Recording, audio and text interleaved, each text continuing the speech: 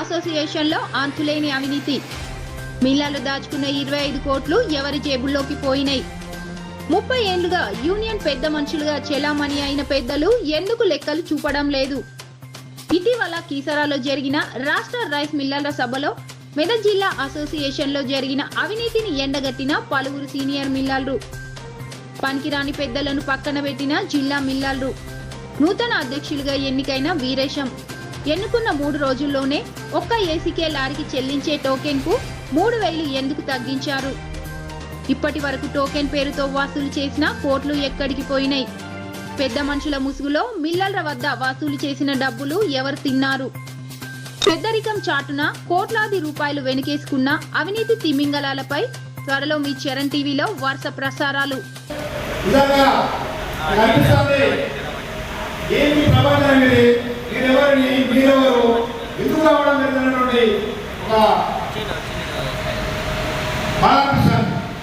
అంటే మిల్లర్లందరూ ఇంత బాగా